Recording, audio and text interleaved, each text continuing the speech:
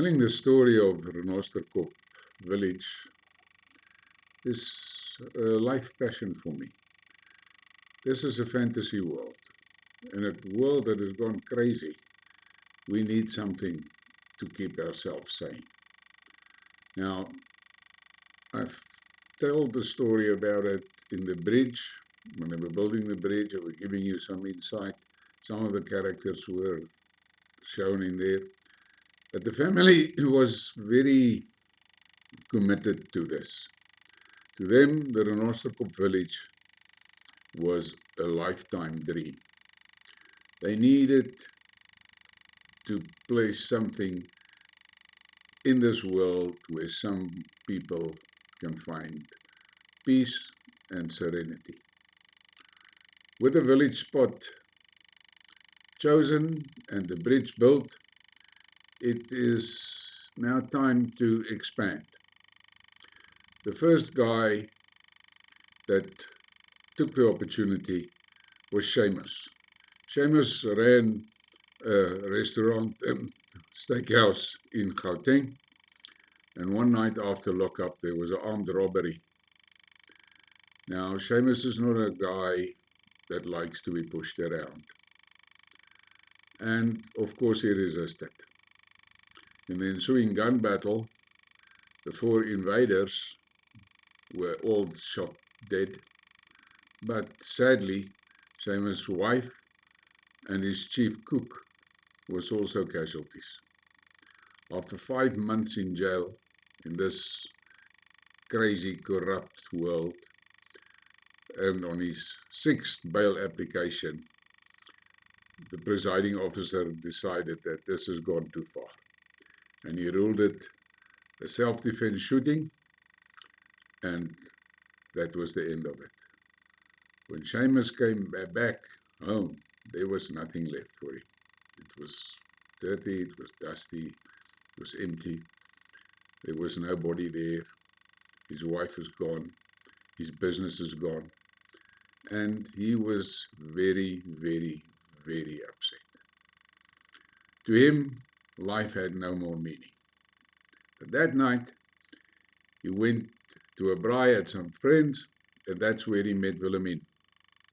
Now, Wilhelmine was in town to get some necessities for the farm, and also to get some paperwork done for the establishment of the village. She invited Shamus to come back with her to Rhenosterkop. He spent a few days in her guest house, and the more he saw about the place, the more he liked it. He then decided, this is where I'm going to stay. He phoned his old friend, Tinky.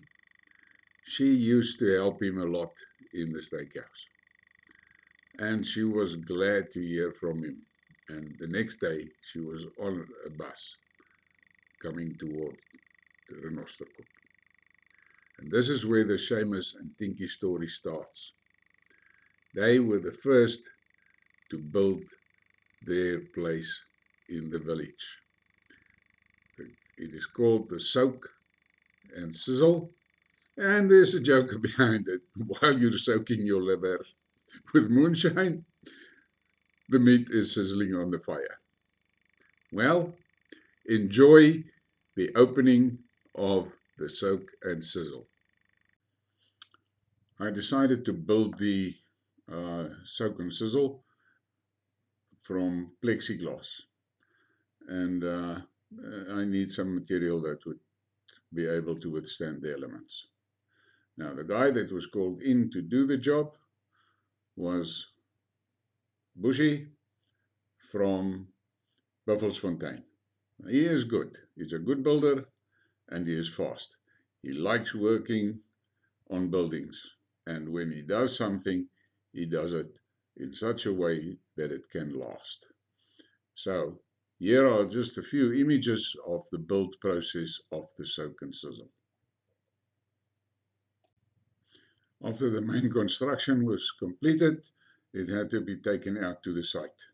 Now, it was important for me to pick a spot where it will be nice, visible, but also protected from the elements.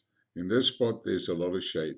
The next major thing was to build the pergola for the front of the Soak and Sizzle building, just to give it some character, and it came out well.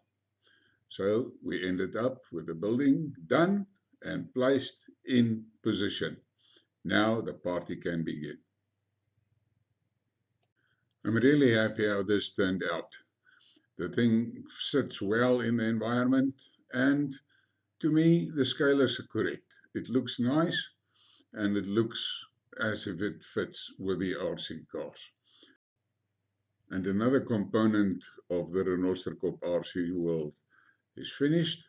I would like it if you would subscribe and ring the bell and share, please. Let me build the channel. There's many more stories to come from Rhenosterkop.